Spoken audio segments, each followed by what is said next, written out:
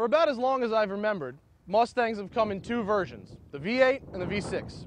The V8 is what enthusiasts buy. They drive them, they race them, they enjoy them. But the V6 has pretty much just been a rental car. But today, we've got the 2011 Mustang V6. And among other improvements, it's got an all-new, all-aluminum V6 that produces 305 horsepower, 100 more than the last version. I'm going to take this car on some twisty canyon roads and see if it's actually a car worth paying attention to. But first, I got to try one thing. I'm Matt Farah, and I'm going to smoke some tires.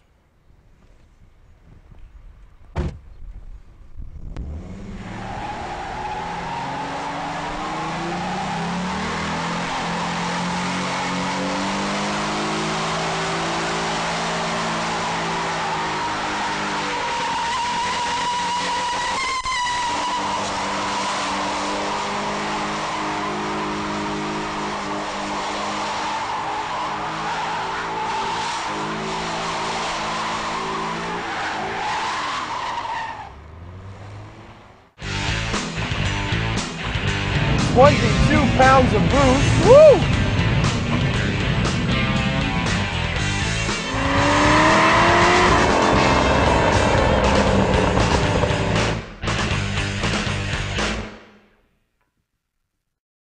Royal Purple is the performance oil that outperforms. More power and torque, reduced wear, better economy, longer oil life. It's so good that 25 out of 28 of America's top high-performance engine builders relied on it at this year's Engine Masters Challenge. Why? Royal Purple delivers real-world performance. Royal Purple, the performance oil that outperforms.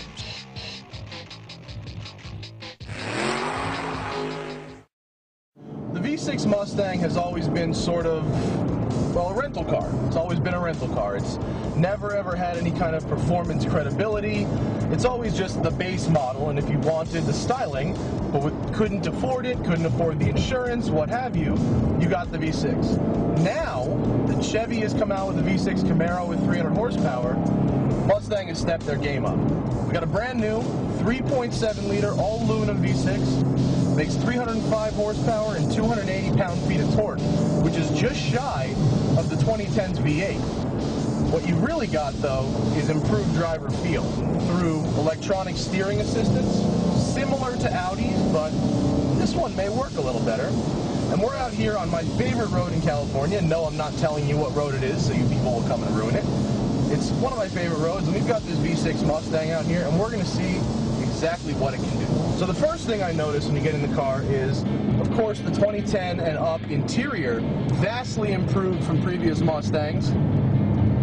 Wow, that was unbelievably balanced through the corner, even though I went in too hot. I am actually quite impressed with how much power this car puts down all the way through the range. It seems like on this drive, third gear is really the gear. It keeps you in the power band all the way from about 25 or 30 miles an hour up through 70 miles an hour. So in a lot of these corners in the canyons, you can pretty much just leave it in third and go from there. But because I'm a performance driver, I'm doing a lot of shifting. About the shifting, they put a new 6-speed transmission, auto and manual, for both the V8 and the V6 versions of this car. And I gotta tell you, I'm liking it so far. The shifts are short, precise, crisp, and I have only been driving this car for a few miles at this point, but I can tell you right now that it immediately felt that they thought about sport driving in this car. This isn't just a base model car anymore. It starts at $22,000, and of course you can add all kinds of stuff, technology package with Ford's amazing sync system and the best navigation in the business. You can add the premium package, you can add the performance pack, which is sort of like the track pack that was on last year's GT, just applied to the V6. So if you want a great handling car, still got some power in it, V6 with a performance pack, not such a bad option. Something else really neat that I actually can't believe we see so little of in passenger cars are these dual-stage, like bifocal mirrors, which totally eliminate blind spots. Ford has done their part to ensure ensure that this car gets 7 miles per gallon better than the outgoing V6. It gets 31 miles per gallon on the highway, which is the first car ever to have over 300 horsepower and get over 30 miles per gallon. It's actually a very important milestone, both for Ford and for the sports car community. I like it. I really do. Ford did a really good thing with the 2010 model when they switched out their steering wheel. The new steering wheel, a lot more comfortable for your fingers, nice leather wrapping. They've done really good things with the touch points in this car. I love the fact that the whole dash piece is this soft foam that just feels more expensive. It absorbs the vibrations. It keeps the inside of the car quiet, except for what you want to hear, which, believe it or not, even in the V6, is engine noise. They have thought about the engine noise for once.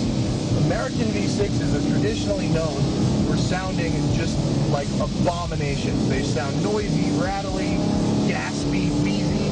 This car sounds a lot more like a Nissan Z than any other American V6 I've ever driven. And that is absolutely 100% a big compliment for me.